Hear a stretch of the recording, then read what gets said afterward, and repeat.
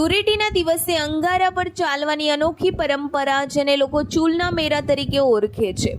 દાહોદ જિલ્લાના જાલોદ તાલુકાના રણિયાર ગામે લોકો પોતાની માનતા પૂરી કરવા ધૂળેટીના દિવસે લોકો ધગધગતા અંગારા પર ચાલી પોતાની માનતા પૂરી કરે છે। ધૂળેટીના દિવસે ઉજવાતા ચૂલના મેળાનું અનેરું મહત્વ છે। આ મેળો રણિયાર ગામના રણછોડરાય મંદિરના પટાંગણમાં 350થી વધુ વર્ષથી યોજાય છે એમ આ ગામના વડીલોનું કહેવું છે। આ મેળામાં ઠંડી ચૂલ અને ગરમ ચૂલ એમ બે ચૂલ ચલાવવામાં આવે છે। મંદિરના પટાંગણમાં એક ખાડો ખોદી ચૂલ બનાવવામાં આવે છે। પછી રણછોડરાયના મંદિરમાંથી રણછોડરાયની મૂર્તિને વિધિવત બહાર લાવીને ચૂલની જોડે મૂકવામાં આવે છે। એવી માન્યતા છે કે ભગવાન ભક્તોને આશીર્વાદ આપવા માટે બહાર આવે છે। ત્યારબાદ સૌથી પહેલા ઠંડી ચૂલમાં મંદિરના મહારાજ ચૂલની પ્રદક્ષિણા કરી વિધિવત પૂજા વિધિ કરીને ઠંડી ચૂલ ચાલે છે। ત્યારબાદ લોકો પોતાની માનતા પ્રમાણે હાથમાં પાણીનો લોટો અને નારિયેળ લઈને ઠંડી ચૂલ ચાલતા હોય છે। ત્યારબાદ ગરમ ચૂલ ચાલવામાં આવે છે। ત્યારે એ જ ખાડામાં સૂકા લાકડા મૂકીને સળગાવવામાં આવે છે। ત્યારબાદ એકદમ ધગધગતા અંગારા થઈ ગયા બાદ લીમડાના ઝાડની ડાળી અને પાંદડા વડે અંગારામાં ઘીની આહુતિ આપવામાં આવે છે। આ ચૂલમાં ચાલવા માટે મહારાજ બાજુમાં આવેલ તળાવમાં સ્નાન કરીને ભીના કપડે ચૂલની પ્રદક્ષિણા કરી ગરમ ચૂલમાં ચાલે છે।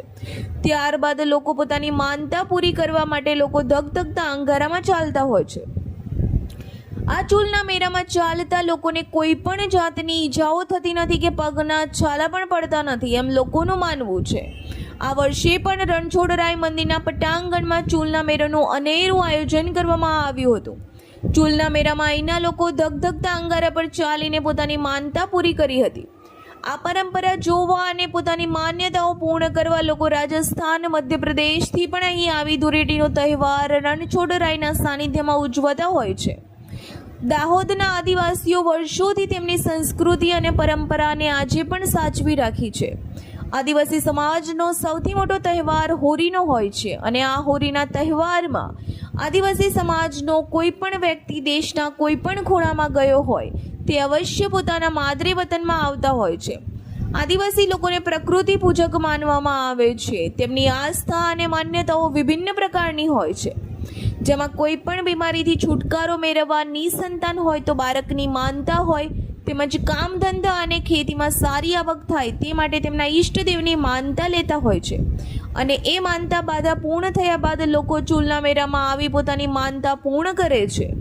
રિપોર્ટર યોગેશ દરજી, રીટી ન્યૂઝ લાઈવ 24 દાહોદ। દાહોદ જિલ્લાના જાલોદ તાલુકાના રણિયા સરકારી ગામે હોળીના બીજા દિવસે ધૂળેટીના દિવસે એક મોટો ચૂલનો મેળો ભરાય છે। શ્રી રણછોડરાયજીના મંદિરના પટાંગણમાં 5.25 હાથ લાંબી, 1.25 હાથ ઊંડી અને 5.25 હાથ પહોળી એક ચૂલ ખોદવામાં આવે છે। આ ચૂલની અંદર સૌથી પહેલાં ઠંડી ચૂલ ચાલવામાં આવે છે, જેની અંદર દૂર દૂરથી ભક્તજનો તાંબાના લોટામાં જળને શ્રીફળ લઈ અને શ્રી રણછોડરાયજીની માનતા લઈ અને ખુલ્લા પગે ચાલતા હોય છે। ત્યારબાદ રોટી બેના સમયમાં ગરમ ચૂલ ચાલવામાં આવે છે, જેની અંદર 5 થી 10 મણ લાકડા સળગાવવામાં આવે છે।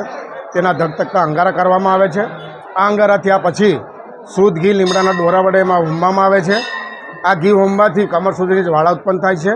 તેની અંદર દૂર દૂરથી આવતા ભક્તજનો કે અહીંયા રાજસ્થાનની બોર્ડર છે, મધ્યપ્રદેશની બોર્ડર છે અને ગુજરાતના દૂર દૂરના ગામોમાંથી, અંતરાળમાંથી ભક્તજનો શ્રી રણછોડરાયની પોતાની માનતા લઈ અને ખુલ્લા પગે ધગધગતા અંગારાની અંદર કમર સુધી જ્વાળા લઈ અને ચાલતા હોય છે। આ રીતના કળિયુગમાં પણ શ્રી રણછોડરાયજીનું મહત્ત્વ જળવાઈ રહ્યું છે અને ચૂલનું આગવું મહત્ત્વ એક દાહોદ જિલ્લામાં સમગ્ર ગુજરાતમાં છે। આ મેળો આશરે 200 વર્ષથી ચાલતો આવ્યો છે। અમારા પરદાદાઓ પણ આ મેળાની અમારી આગળ જે અમે સાંભળેલું છે એ મુજબ પહેલાં 2 દિવસનો મેળો ભરાતો હતો।